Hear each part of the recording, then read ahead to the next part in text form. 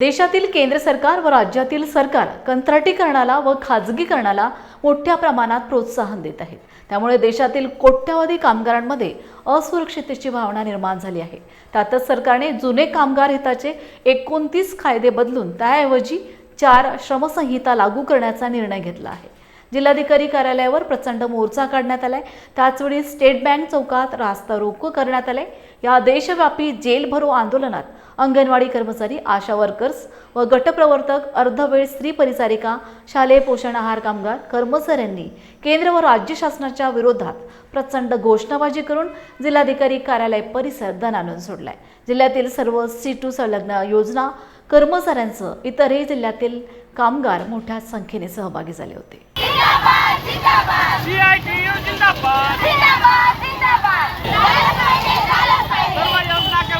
सेवेत कायम केलंच पाहिजे। या सरकारने आमचा असा घात केलाय। आम्ही 2003 पासून शालेय पोषण आहार शिजवतो आणि आम्हाला फक्त 80 रुपये रोज आहे। 80 रुपये रोजात आमचं काय होतंय? काही महिला विधवा आहेत, काही महिला वय गेलं पूर्ण, आणि आशा महिलाने, आशा वर्कर, अंगणवाडी आणि मदतनी यांच्या पगारात वाढ झाली आणि त्यांना पण दिली का नाही ते आम्हाला माहित नाही, पण आम्हाला 1000 रुपये वाढ दिली 2022 पासून।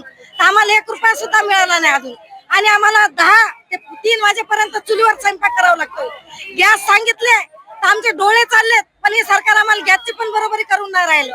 अशा सरकारले काय करावं? आमची कदर कशी येत नाही सरकारले।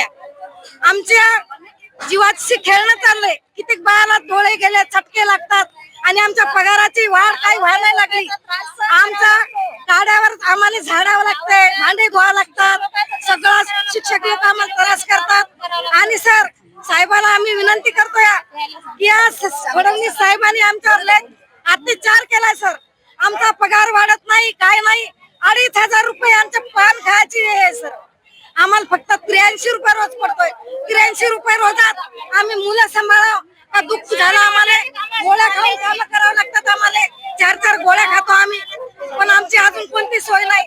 आमच्या शालेय पोषण आहाराचा खूप याने हे केलेलं आहे। म्हणून आमची मागणी सर, आम्हाला कमीत कमी आहे ना 10 ते 11 हजार महिना द्यावा सरकारने। कार्यरत आज 17 ते 18 वर्ष आम्हाला झालेले आहेत, पण आमच्या मानधनामध्ये जे आमच्या मनासारखी वाढ झालेली नाहीये आणि वाढत्या महागाईमुळे आमच्या मुलांचं पालन पोषण करणं आम्हाला खूप म्हणजे महागामध्ये जात आहे। आणि कामं एखाद्या मोठ्या अधिकाऱ्यासारखे आमच्यावर लादल्या जात आहे। ऑनलाईन कामं एवढे की आमचे डोळे चालले सर। मला हा 3चा चष्मा लागलेला आहे। सारखं रात्रंदिवस आम्हाला ऑनलाईन कामं करावं लागतात, ऑफलाईन कामं करावं लागतात। त्याच्यानंतर आता तर आम्हाला BLOचे कामं दिले सर। त्या BLOच्या कामाचा सुद्धा आम्हाला काहीच मुद्द्याचा काही लवलेश नाही। आणि आमच्यावर एवढ्या दबाव आणला होता की तुम्हाला हे काम करावं लागेल, नाही तर तुम्हाला आम्ही तुमच्या पदावरून हटून टाकू। खूप आमच्यावर प्रेशर आणलं गेलं आणि आमच्या राजीनाम्यातून तुम्हाला म्हणजे राजीनामा द्यावा लागेल, असे अनेक आमच्यावर प्रेशर केले गेले। आमची मागणी अशी आहे, आम्हाला 30,000 रुपये किमान वाढत्या महागाई शासनाने ध्यानात घेता शासनाने आमची जी आहे पेन्शनची जी आमची मागणी आहे ती आमची मान्य करायला पाहिजे। आम्हाला जे 30,000 रुपयाचे आमचं जे मानधनाच्या बदली आम्हाला वेतन, आम्हाला कायमस्वरूपी वेतन मिळालंच पाहिजे। किमान वेतन 30,000 म्हणजे वाढत्या महागाईचा विचार करता शासनाने या गोष्टी ध्यानात घेतल्या पाहिजे। नमस्कार, मी अंगणवाडी सेविका आहे।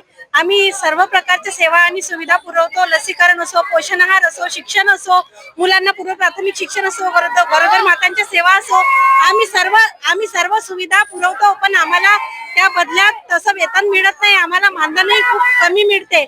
आमची अशी मागणी आहे, आम्हाला न्याय्य वेतन मिळावं। कमीत कमी 30,000 वेतन तरी आम्हाला द्यावं, अशी आमची सरकारकडे मागणी आहे।